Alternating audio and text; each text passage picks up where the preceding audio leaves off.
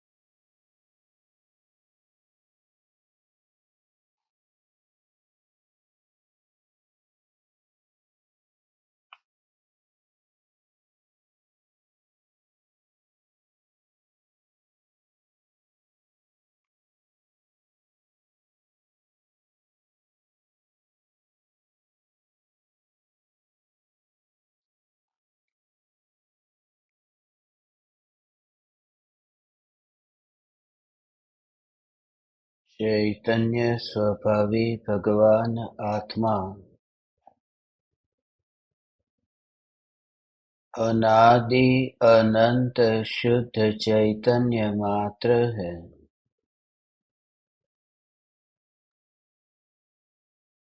ज्ञान मात्र है।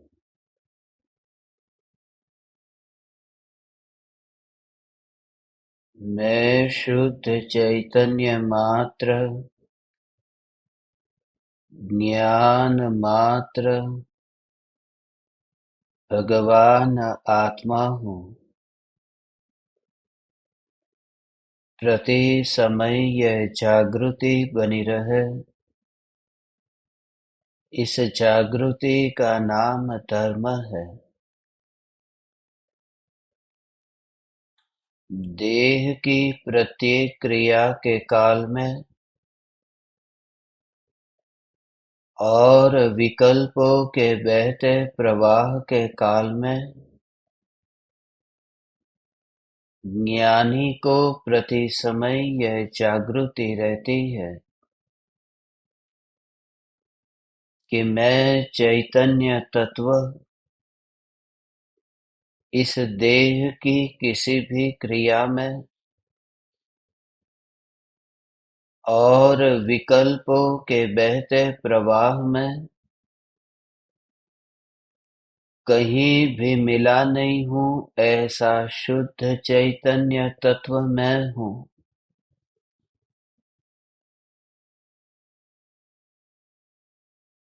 चैतन्य तत्व की स्व-संवेदन प्रत्यक्ष निर्विकल्प अनुभूति होते ही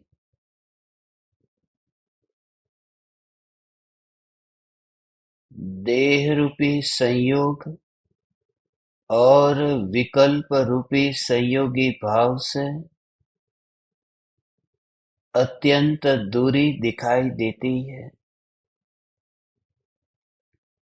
मैं अनादि अनंत ध्रुव चैतन्य सत्ता,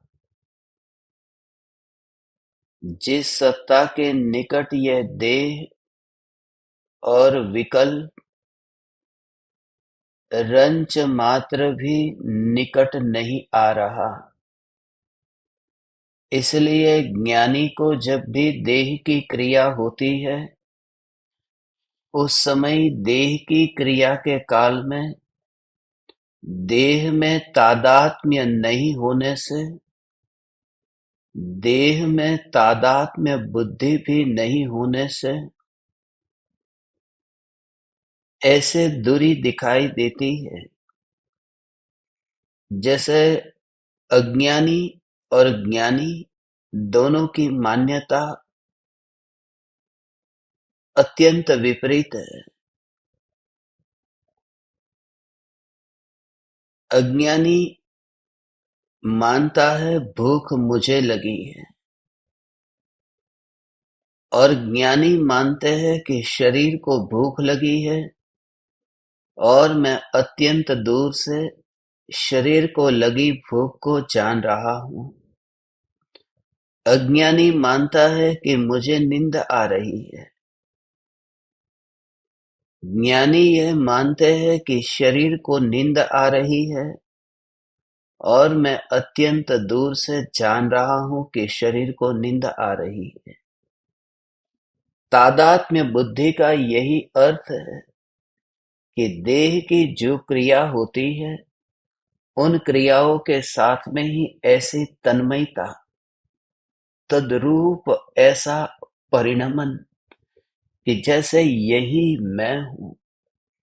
ज्ञानी को फासला दिखाई देता है, इसलिए ज्ञान में परमाणु कहीं पर भी अनुभव में नहीं आते होने से देह की क्रिया अपनी क्रिया दिखाई ही नहीं देती।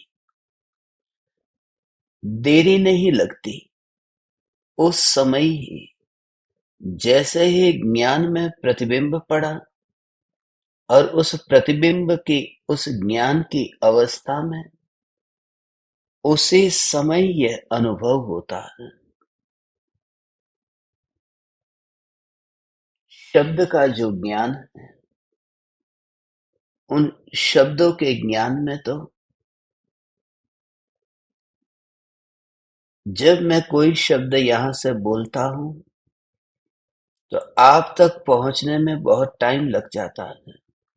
हमें भ्रम होता है कि जैसे मैं बोल रहा हूं और तुम सुन रहे हो, मगर ध्वनि की भी यात्रा है और ध्वनि सुनकर के भाव भाषण होता है, उसमें भी क्रम है, अवग्रह है, ईहा है, अवाय है, धारणा है, ये मति ज्ञान के भेद है।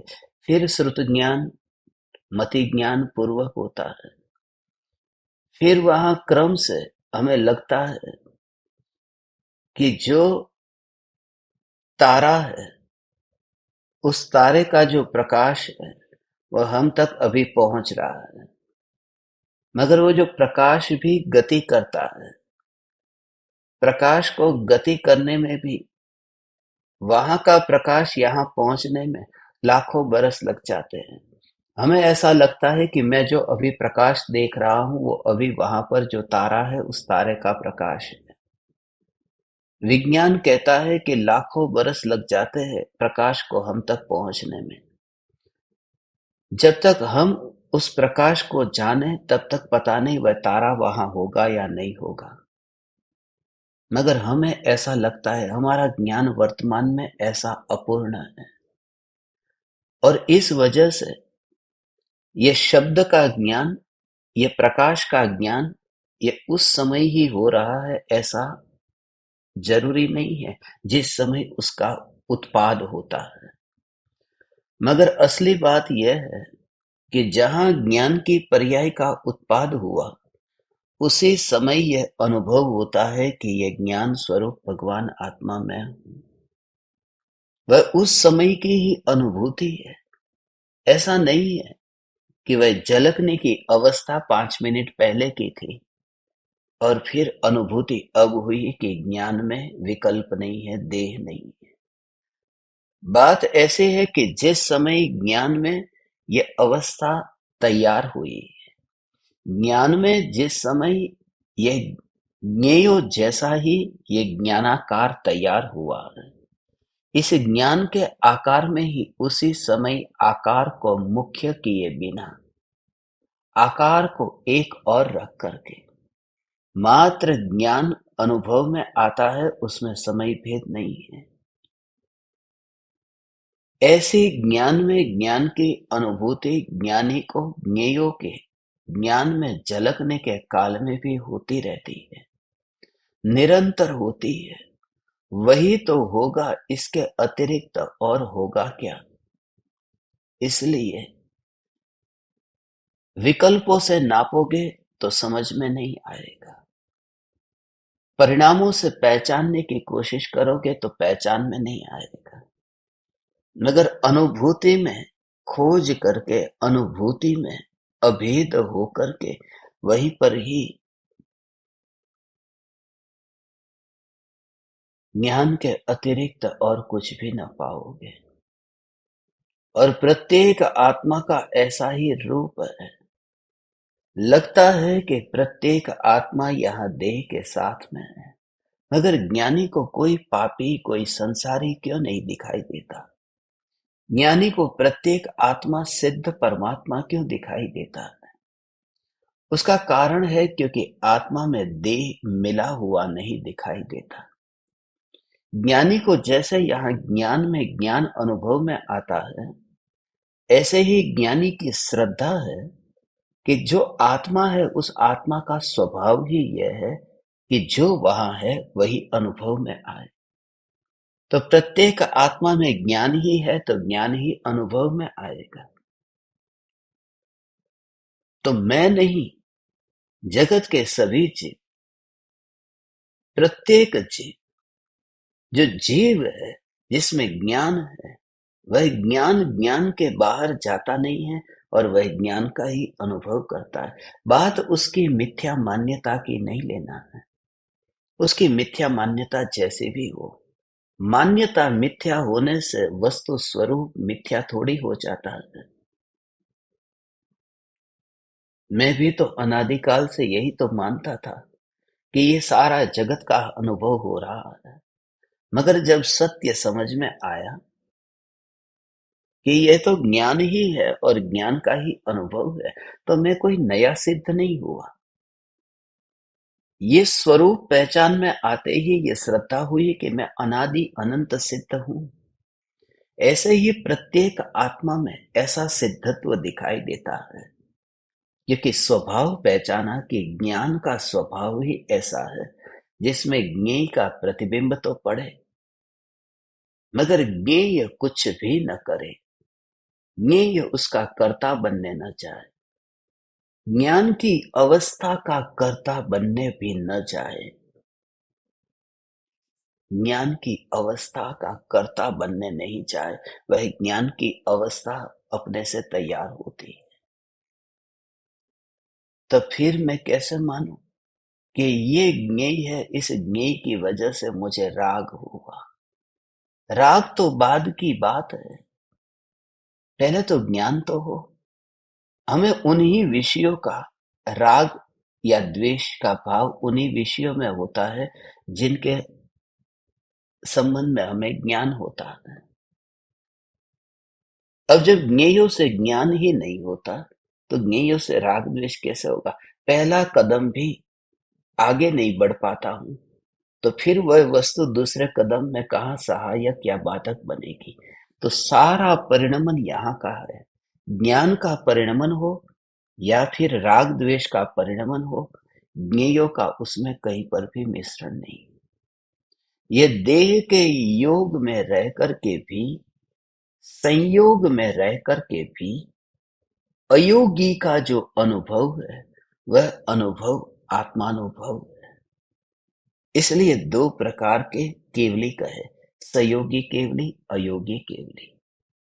और जो अयोगी केवली है वह भी मैं नहीं हूं, क्योंकि अयोगी केवली में भी मन, वाणी और काया वहां पर भी है।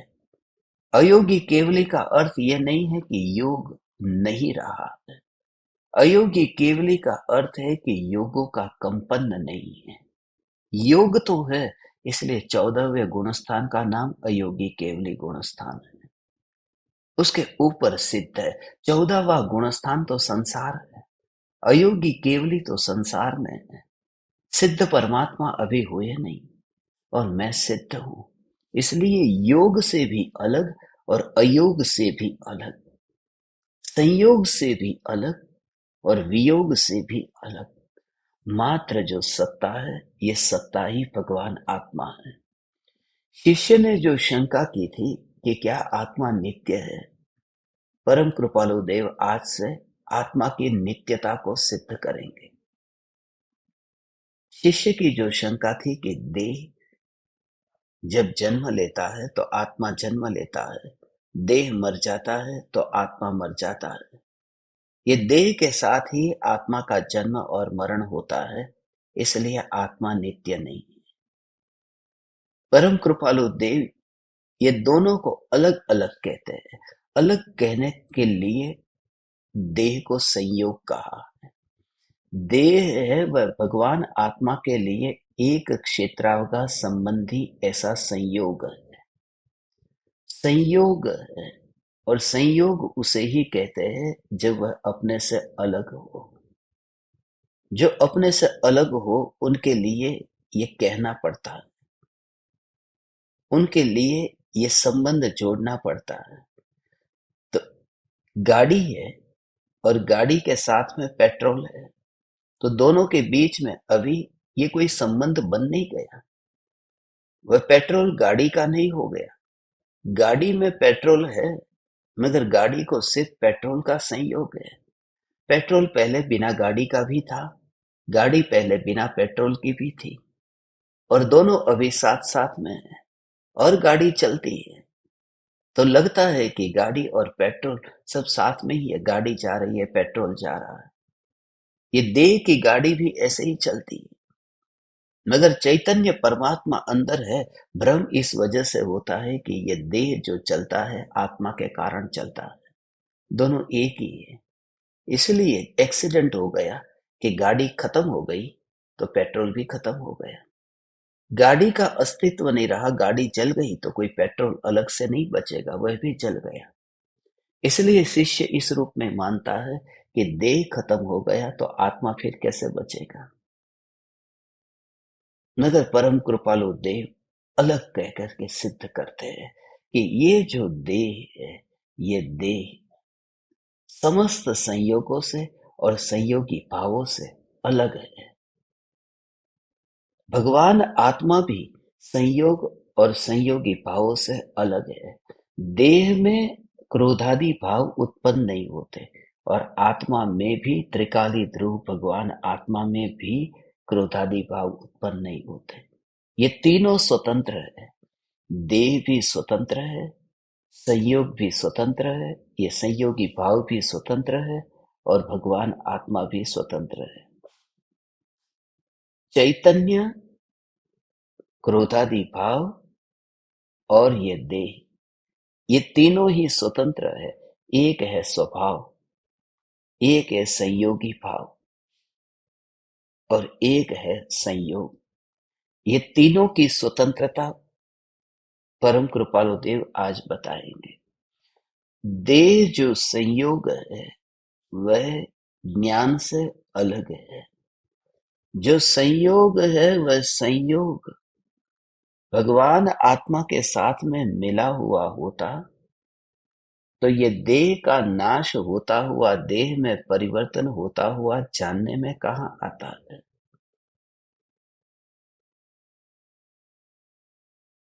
वह जानने वाला तो ज्ञान है, वह देह से अलग है। तो जो भी देह की अवस्था बदलती है, उस बदलती हुई अवस्था में ये जानने वाला जो है, वह जानने वाला उसके साथ में मिला हुआ होता तो ये जानता कैसे। इसलिए ज्ञान को अलग समझना, देह को इंद्रियों को अलग समझना। देह मात्र संयोग है। आज 62वीं गाथा है। इस गाथा को पढ़ करके संयोग का असली भाव समझना है कि ये देह के अनंत परमाणु जो भगवान आत्मा के संयोग में है, भगवान आत्मा के साथ ही नहीं है। और जब आत्मा का अनुभव होता है तब संयोग संयोग में भी जो भेद दिखता था वह भेद खत्म हो जाता है। ज्ञान की अनुभूति में ये विकल्प ही नहीं आता है कि कहाँ देह है और कहाँ देह के संयोग है। वह अनुभूति अनुभूति अनुभूति अनुभूति अनुभूति की धारा चलती रहती है। वह अनुभूति की धारा ऐसे निर्विकल्प चलती रहती है।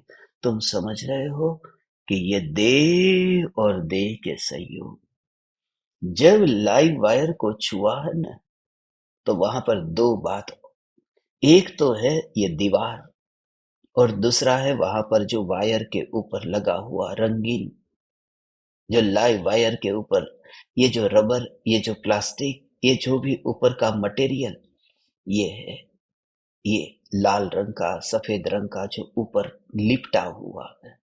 जिस समय करंट लगा, उस समय वो जो दीवार के साथ में वो वायर लगा हुआ है, उस समय ना दीवार और ये लाल रंग का ऊपर का रबर, ये दो में से किसी का विकल्प या भेद करने नहीं चाहता।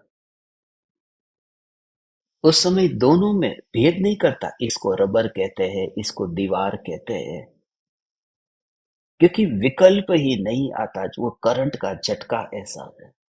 तो जब ज्ञान की अनुभूति ऐसी कि ये ज्ञान स्वरूप में भगवान आत्मा, तो देह, इसलिए मैं आप परमात्माओं से कहता हूं कि देह के परमाणु को ऐसे ही सोफा पर, कुर्सी पर, टेबल पर, जहां तुम बैठे हो वहां पर ऐसे ही रख करके इन दोनों की तुलना करो, ऐसे ही कि इन परमाणु परमाणु में अंतर क्या है। वस्तु को वस्तु के स्वभाव की दृष्टि से नजदीक जाकर के देखो, तो अपनी सत्ता को तुम ऐसे अंतर में अंतर में अंतर में ही अनुभव करता हुआ पाओगे। वहां पर परमाणुओं के पास में जाकर के ज्ञान अनुभव नहीं करता। फिर पूरी तरह से, फिर आपका सोफा पर आपका हाथ, मगर हाथ और सोफा का भेद मुझे बताया किसने? इसकी डेफिनेशन मैंने कैसे तैयार की? इसे हाथ कहते हैं, इसे सोफा कहते हैं, इसमें कौन से तत्व है, इसका मटेरियल कैसा है, ये मुझे सिखाया किसने? ये तो यहाँ दुनिया में आकर के ये दुनिया वालों ने सिखाया, मगर स्वभाव को अंतर में अंतर में अंतर में अनुभव करने पर पूरा परमाणु का ढेर उसके अंदर विभाजन करने नहीं जाएगा। तो खुद पाएगा कि तेरा उपयोग अंतर में सरकता जा रहा है। तो फिर पूरे देह और देह के संयोग में एक साथ में ही, ऐसा एक साथ में ही एक जो ढेर का भाव है ना, वही इसका भाव है। वहां पर है, मगर उसके अंदर वस्तु पड़ी है। और तो फिर जैसे ही वह ज्ञान उपयोग तेरा जब अंदर में सरकने को कहता हूं, तो तू पूरी तरह से अपने ज्ञान स्वभाव, अनंत शक्ति, अनंत वैभव, उसको लेकर के अंतर में, जब तू अंतर में ढलता है, तो तू शक्तियों का अनुभव करता हुआ अंतर्मुख होता है, अंतर्मुख होता है। वही तो है। तुम एक पुराने मकान में रहते हो, अब तुम्हें नए मकान में जाना है, तो नए मकान में जाने से पहले क्या करते हो?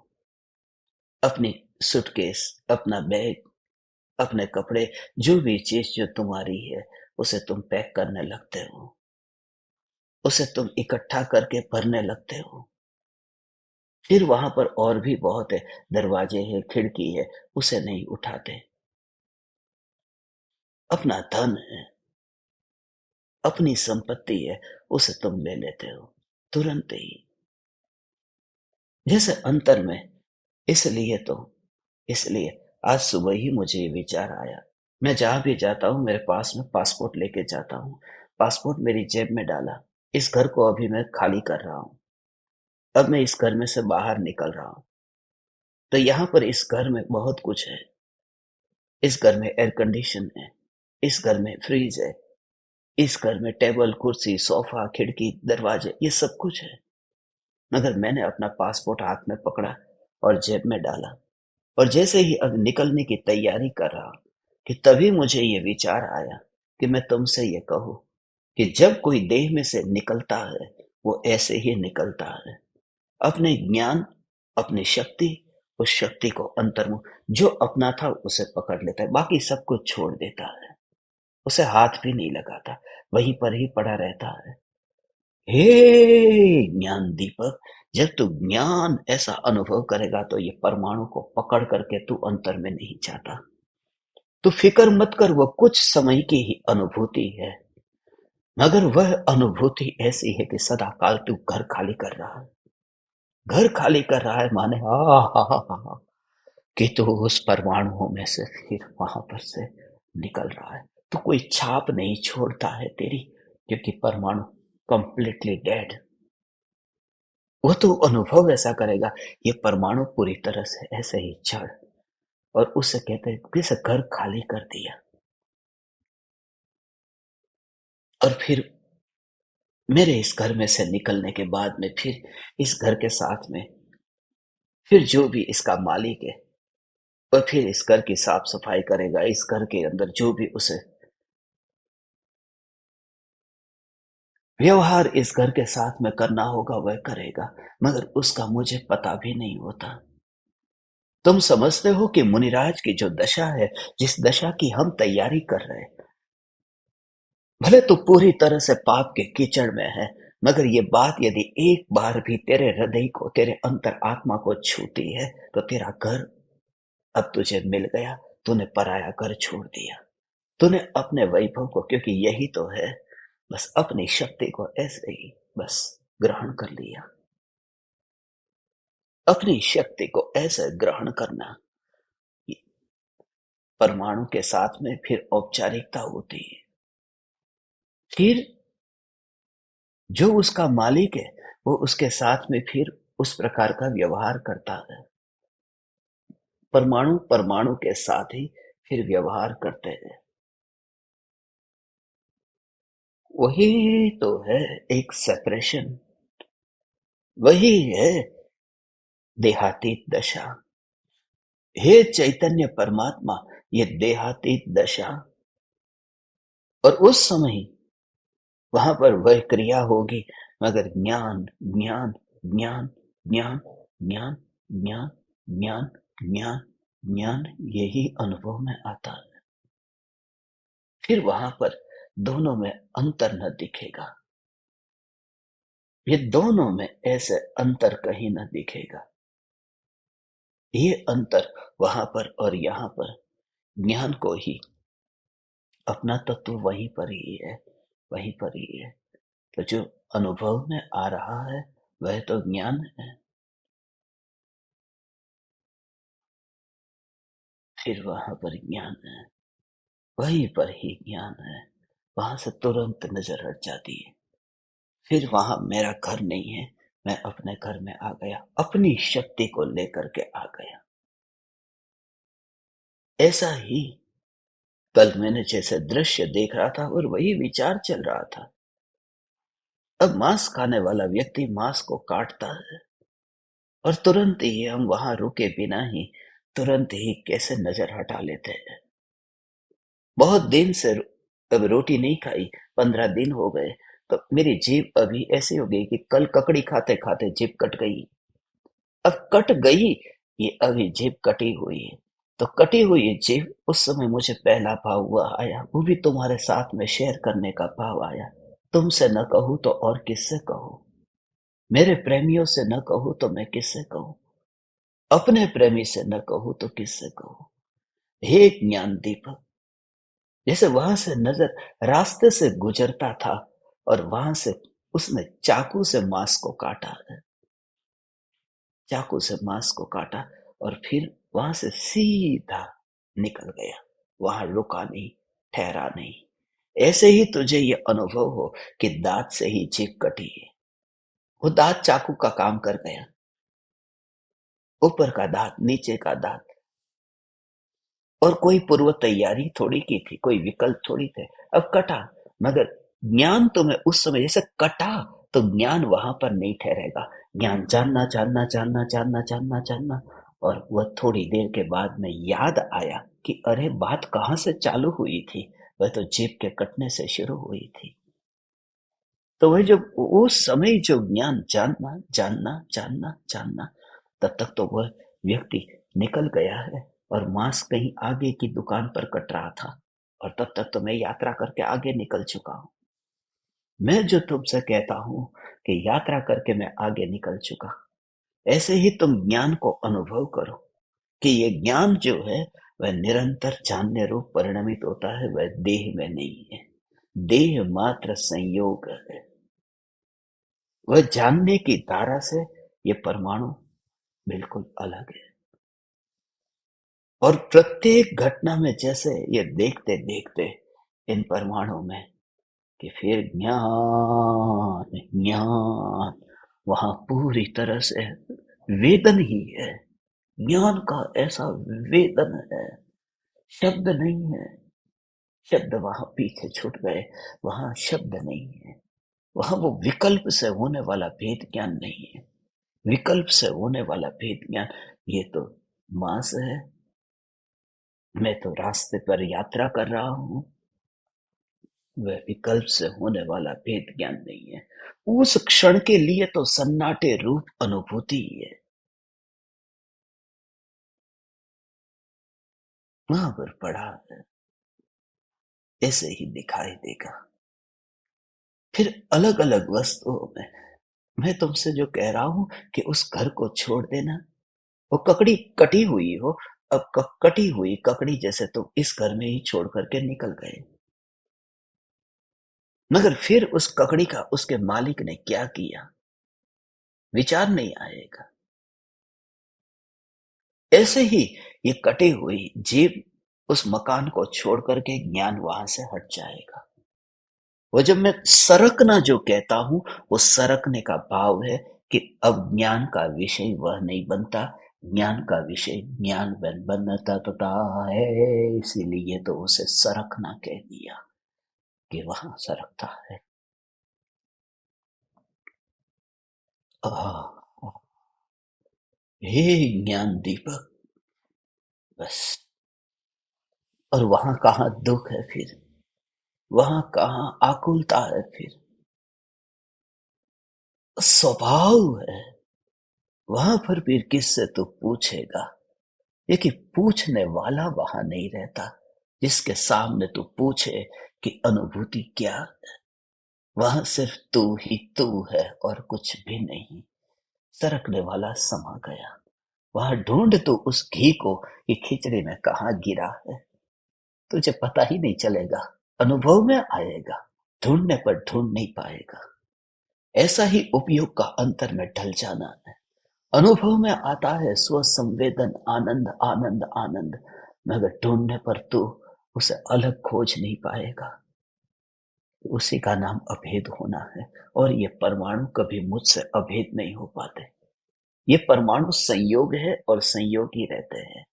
गाथा को हम पढ़े, परम कृपालु देव के वचनों में जो समाधान करते हैं, गहरे भाव है।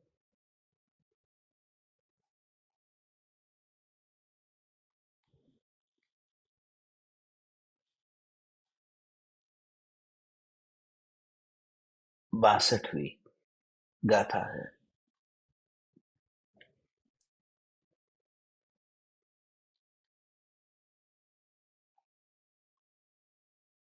देह मात्र संयोग छे, वળી जड़ रूपी दृश्य, चेतन ना उत्पत्ति लई, कोना अनुभव वश्य।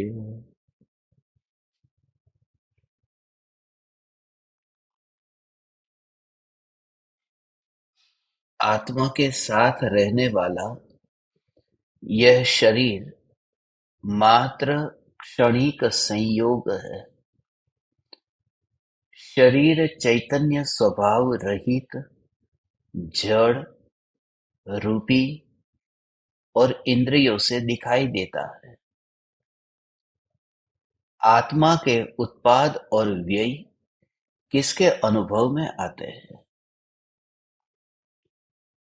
शिष्य की जो शंका थी कि आत्मा देह के साथ ही उत्पन्न होता है और देह के मिटने पर आत्मा मिट जाता है, इस संबंध में यह संयोग शब्द का उपयोग किया है कि यह देह मात्र संयोग है। इसमें तीन शब्द जो है वो उसका भाव सूक्ष्म समझने जैसा है। ये तीन, देह मात्र સંયોગ છે. વળી નંબર 1, જડ नंबर 2, रूपी और नंबर 3, दृश्य. जीव से जो अलग है ऐसे द्रव्य 5 द्रव्य है जो जड़ है. तो जड़ कहते ही उसमें 5 द्रव्य आए. फिर वो जड़ में भी असॉर्टमेंट किया है.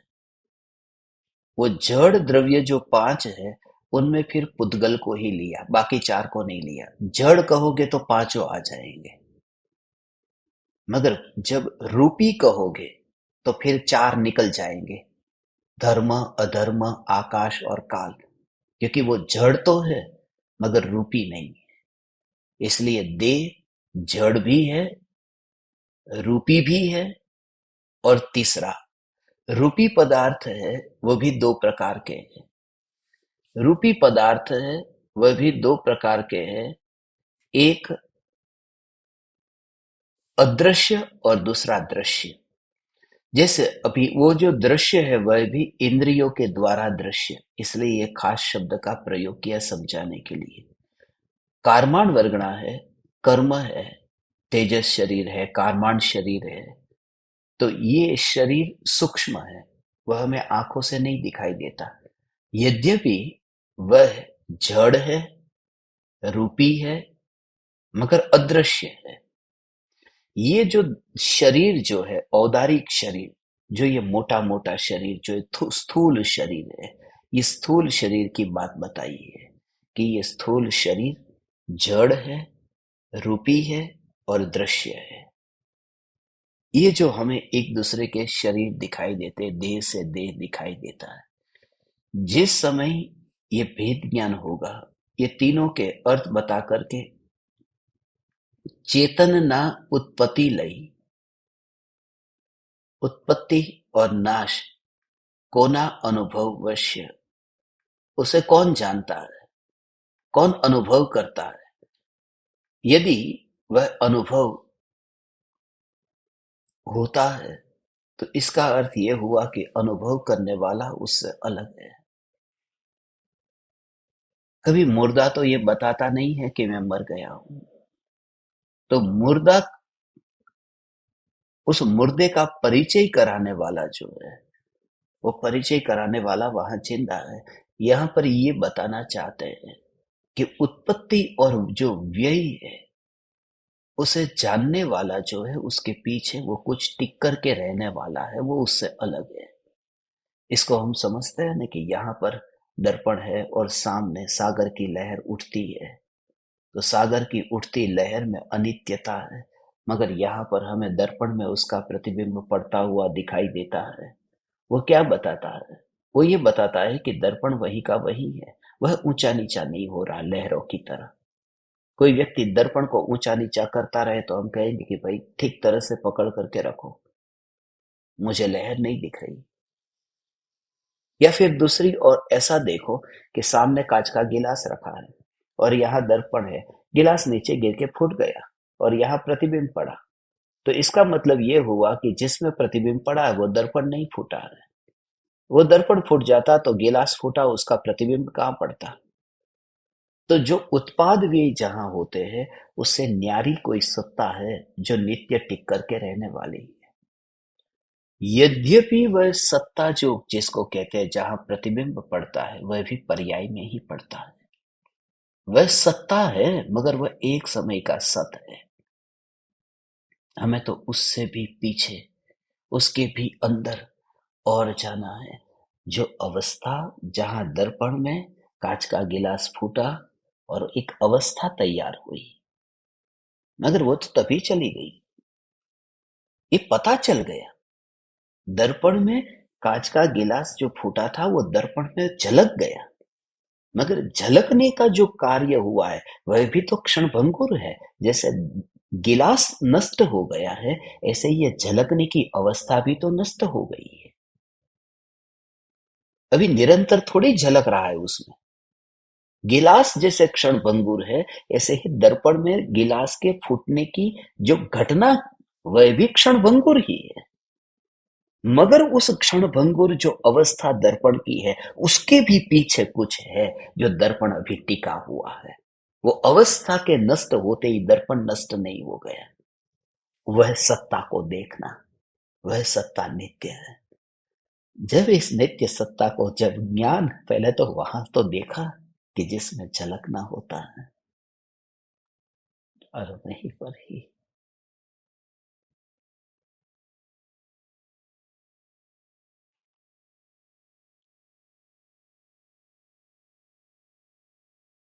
ये ज्ञान, और वहां निर्विकल्प होकर के फिर दर्पण मात्र को ही, ज्ञान दर्पण मात्र को ही सुरक्षित और सत्ता स्वरूप देखता है। अवस्था कहाँ हुई? दर्पण की अवस्था हुई। गिलास फूट गया। पहली बात तो ये कि गिलास वहां पास में गया या नहीं गया दर्पण के पास, तो दूर रहा न। गिलास कैसे दूर रहा है और फिर भी दर्पण में चलक गया।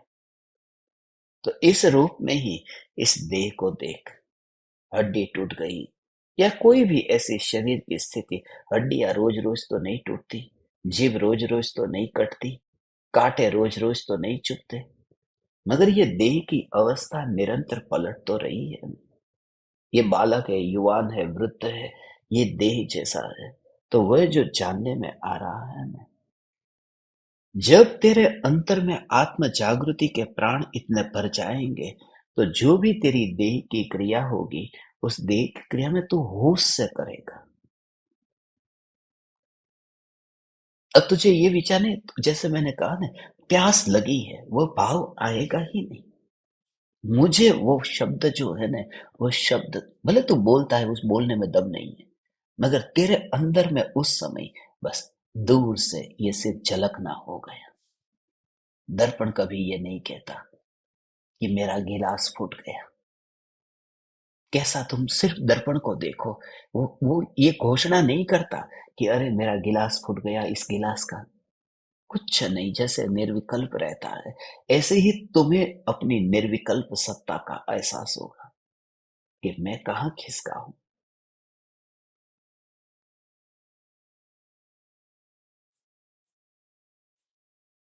हे ज्ञान दीपक, बस।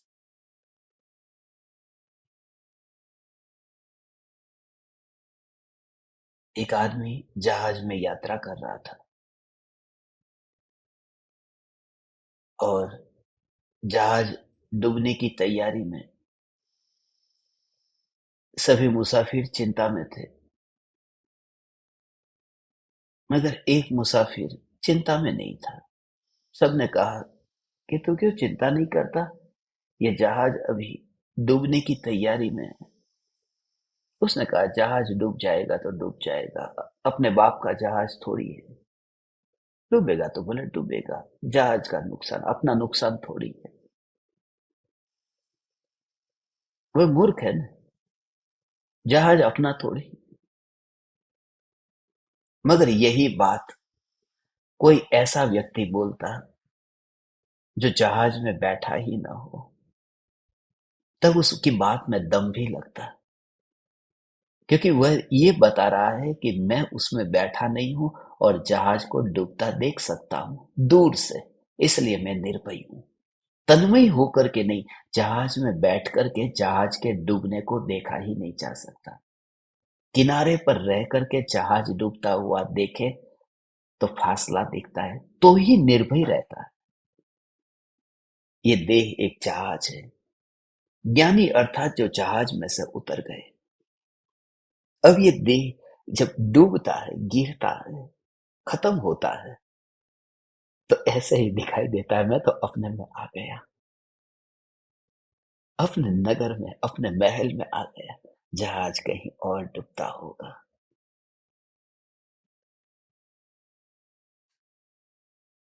हे ज्ञान दीपक, परम कृपालु देव देह को संयोग बता करके, संयोग और संयोगी भाव उनमें से संयोग से शुरुआत की है। वैसे तो संयोग दो प्रकार के हैं। एक है एक क्षेत्रावगाह संयोग, और दूसरा ये भिन्न क्षेत्र पर माने आत्मा और शरीर की तरह, जिनका संबंध नहीं है। अब माता पिता है, भाई बहन है, पुत्र पत्नी है, ये सब संयोग। और ये जो संयोग है, उन संयोगों में फासला होने पर भी उसको, ये जो अज्ञानी की कल्पना है, इसे ही तो काल्पनिक सुख कहते हैं। वस्तु पास पास में पड़ी रही और उन संयोगों में सिर्फ कल्पना हो गई, भाव जुड़ गया, वस्तु यहां तक आई ही नहीं। जड़ दर्पण भी इतना मूढ़ नहीं है कि उसके सामने गिलास फूटे और वह मोहित आकर्षित हो जाए, मगर मैं ज्ञान स्वरूप भगवान आत्मा, उसके सामने ही ये देह गिरता है, टूटता है, नष्ट होता है। तन्मयता हमारी कैसी है कि जैसे बस ये मुझे ही हो रहा है। दर्पण की स्पर्शना किए बिना ये समझ में नहीं आ सकता कि उसमें से कुछ भी नहीं फूटा। छू ले तो पता चलेगा, क्या तुझे खून निकला? तुझे उस गिलास से सावधान होने की जरूरत नहीं है। कितने कांच के टुकड़े हैं, बच के चलना। मगर दर्पण को कोई छुए तो ये नहीं कहता कि बच करके छूना, या कि वहां दरार नहीं है, वहां खून नहीं निकलेगा। मृत्यु से पहले ये दशा जिस जीव की ये प्रकट हो कि देह के अनंत परमाणु बैर बिखेर होने ही वाले हैं, उसकी पूर्व तैयारी है। जैसे अर्थी तैयार हो रही है, और अर्थी तैयार होते समय ऐसा ही ये विचार तो आए कि आगे राख होगी 2 घंटे 4 घंटे में, अभी ये अर्थी बंधी जा रही है। जैसे जैसे तू संयोग के संबंध में जागृत होता जाएगा, ऐसे ऐसे तुझे ये विचार आएंगे। शुरुआत यहां से होगी, मुर्दे को नहलाया जा रहा है। फिर तू पजामे का नाड़ा बांधेगा तो ऐसा ही होगा कि जैसे जनाजा बंधा जा रहा है। ये मुर्दा एक हाथ से नाड़ा पकड़कर, दूसरे हाथ से नाड़ा पकड़कर खुद ही ये ये शरीर को, ये मुर्दे को बांध रहा है, उसके ऊपर वस्त्र ओढ़ रहा है। ये क्रिया तुझे उस समय ऐसे दिखने लगे, भले तुझे अनुभव नहीं हुआ, मगर ऐसा विचार जब तेरे अंदर आने लगे, और उसके लिए ये माहौल चाहिए, नहीं तो कहीं खाई में जाके पक्का गिरेगा। उसके लिए निरंतर नित्य सत्संग चाहिए, जहां बार बार बार बार एक एक एक एक घटना में बस यही यही, फिर ये देह की क्रिया, ये देह मात्र संयोग है, साथी नहीं है। बहुत से मुसाफिर एक हवाई जहाज में मिल जाते हैं, ट्रेन में मिल जाते हैं, कोई उतर जाते हैं, फिर कोई बैठते हैं, कोई उतरते हैं। ऐसा ही दिखाई दे, जिंदगी के सफर में बहुत सारे मुसाफिर मिलते हैं। कोई छोड़ करके चला गया। तुम ही अपने भूतकाल को देखो, तुम्हारी जिंदगी में कोई आया था और कोई गया, न जाने तुम कितने रोए, न जाने तुम कितने दिन तक न सो पाए, न जाने तुम उनकी मृत्यु को लेकर के कितने दिन तक भूखे रहे, प्यासे रहे। मगर आज जिंदगी जी रहे हो कि नहीं? आज वो दिन में जो उस समय 24 घंटे में वो भूला नहीं जा रहा था, आज आपको 24 घंटे में वही व्यक्ति दिन में एक आध बार याद भी नहीं आता। तो ये तो जिंदगी का परम सत्य है। हम सभी का ये भूतकाल का अनुभव है। आप खुद याद करो अपने जीवन के प्रसंगों को। तो सत्य तो यही है कि वो लोग नहीं है, मगर मैं हूं ना। तो संयोग का यही हाल है, जो संयोग है उसका वियोग होगा। मगर ये बात में दम नहीं है, ज्ञानी ये नहीं कहते। पूज्य गुरुदेव श्री कांजे स्वामी की बात इस वजह से ही निराली है, इसलिए वे गुरुदेव है। न वे देव है, न वे गुरु है, फिर भी गुरुदेव है। न वे सर्वज्ञ है, न वे भावलिंगी संत है, फिर भी गुरुदेव है। क्योंकि गुरुदेव ये कहते थे कि संयोग का वियोग होता है, ये बात छोड़ दो, भूलो। दो द्रव्यों के बीच में जब संयोग होता है, उस समय भी दो द्रव्यों के बीच में अत्यंता भाव की वज्र की दीवार होती है।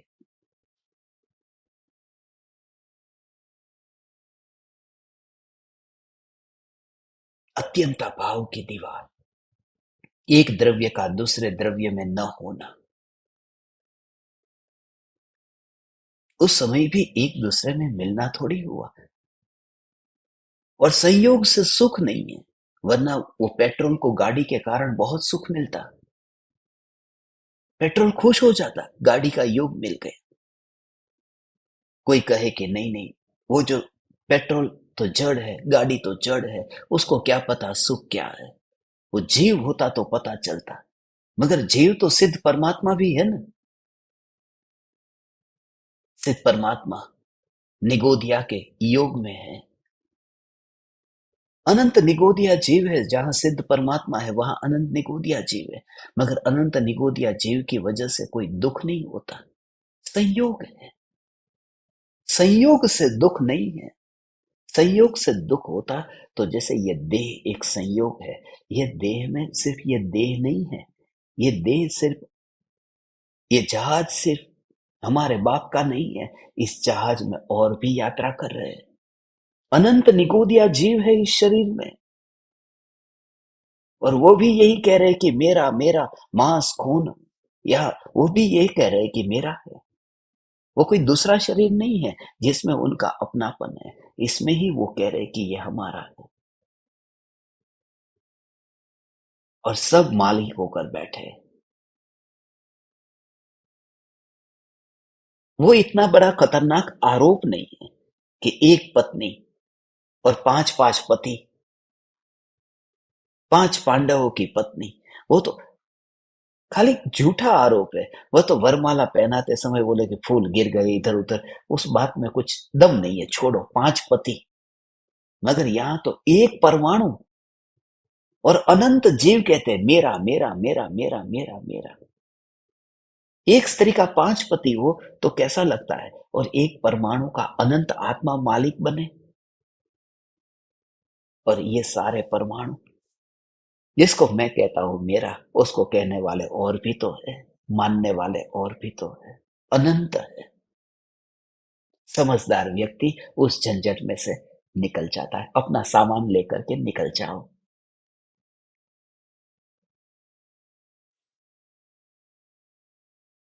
हे ज्ञान दीपक, अपना सामान लेकर के निकल जाओ, माने ज्ञान, ज्ञान, ज्ञान।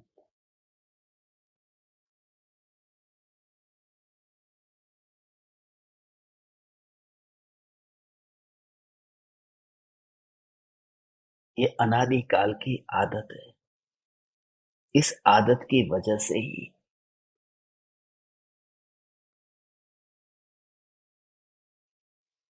शुरुआत में तकलीफ लगती है, क्योंकि आदत से भरा हुआ जहां जीवन है, वहां दूसरी कल्पना भी नहीं हो सकती है। ये पूरा देह के साथ सुबह दोपहर शाम रात जिसके साथ नहीं जी रहे।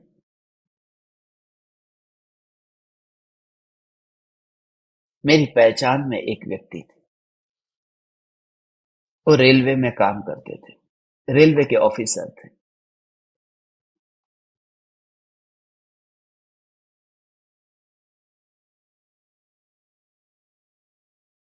वो हमेशा कहते थे कि क्या जिंदगी है, नौकरी करते करते बच्चों को, पत्नी को, परिवार को पालते पोसते ये जिंदगी खत्म हो गई, नौकरी में ही जिंदगी गवा दी।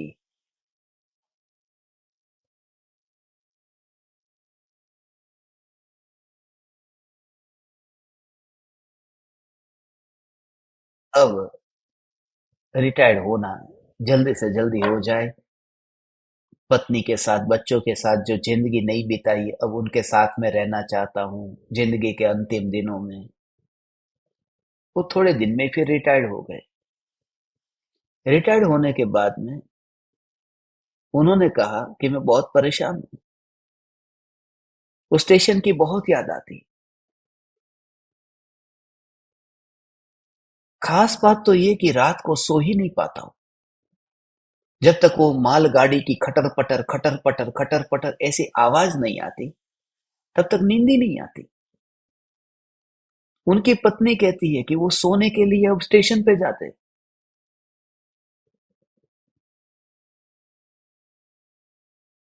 कुछ 40 साल तक नौकरी की होगी। एक आदत बन गई। अब उसको चैन ही नहीं पड़ता। अमेरिका में फिलाडेल्फिया के पास में एक गांव है। वहां की सत्य घटना है।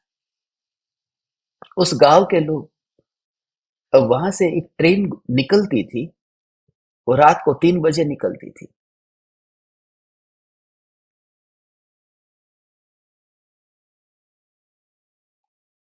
कुछ समय तक तो ऐसे ही 3 बजे तक निकलती रही। मगर फिर वहां के लोगों को कोई फर्क भी नहीं पड़ता था। ठीक है। मगर जब वहां की लोकल गवर्नमेंट ने सोचा कि यहाँ के लोगों को रात को 3 बजे परेशान करना ठीक नहीं है, एक काम करते, सुबह 7 बजे का टाइम कर देते। और सुबह 7 बजे का टाइम कर दिया। जिन्होंने कभी कंप्लेन नहीं की थी 3 बजे की, उन्होंने फिर कंप्लेन की कि वो 3 बजे वाली ट्रेन का क्या हुआ। बोले हमारी 3 बजे नींद खुल जाती है। उसके साथ में वो 3 बजे जो नींद चलती थी, कांस्टेंट चलती थी, वो आवाज के साथ में एक म्यूजिक जैसा लगता था। बोले अब हमें वो जो प्रोत्साहन करने वाली जो थी, वो आवाज ही नहीं आ रही, जो सोने के लिए जैसे वो लोरी की तरह सुनाने वाली थी, सुलाने वाली थी। वो ट्रेन क्यों बंद कर दी 3 बजे की?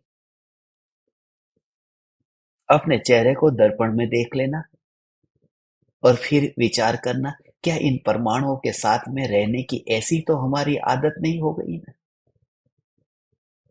कि इसके बिना नहीं चलेगा। यही तो मेरी जिंदगी है। देखना, आज रात में सोने से पहले अपने चेहरे को, लोग कहते हैं ना, जा अपना चेहरा आईने में देख के आ। मैं तुमसे कहता हूं, जा अपना चेहरा आईने में देख करके फिर अपने घर चला जा। आ नहीं, चला जा अपने घर, सामान ले और निकल। हे ज्ञान दीपक,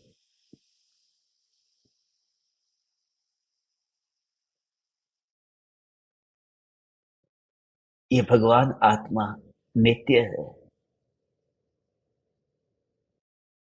मेरा भी यहाँ नॉर्थ अमेरिका से भारत की ओर सामान लेकर के निकलने का टाइम हो गया है। अभी आज अभी इस समय निकलूंगा, तब जाकर के परसों सुबह आपके पास में पहुंचूंगा। मगर कल बीच में मैं पेरिस में रुकूंगा। तो आपको एक काम करना है, मोबाइल फोन पास में ही रखना है।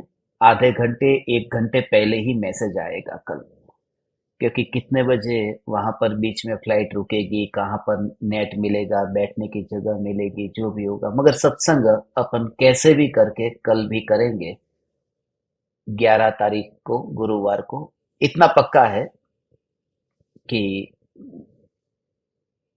रात के टाइम पे करना, अपना 7:42 पे करना बहुत मुश्किल होगा। फिर भी जैसा समय, जैसा योग मिलेगा, अपन सत्संग करते रहेंगे।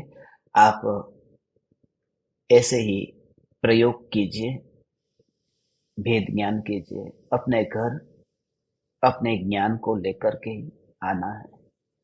और जिसको लेकर के अंदर जाया नहीं जा सकता, उन संबंधी फिर विशेषों में जाने से लाभ भी क्या है। इति अलम्। प्रणाम। चैतन्य चैतन्य चैतन्य।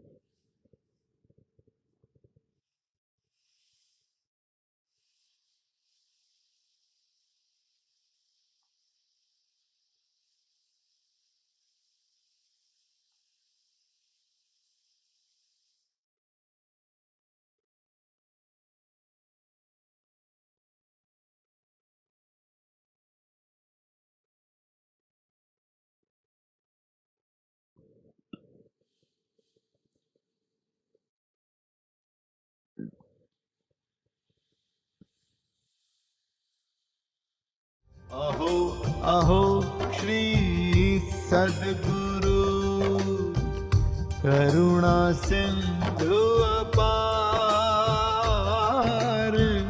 इस पामर पर प्रभु किया अहो अहो उपकार, अहो अहो उपकार। देह सहित जिनकी दशा, वरते देहातीत, उन ज्ञानी के चरण में हो वंदन अगणित, हो वंदन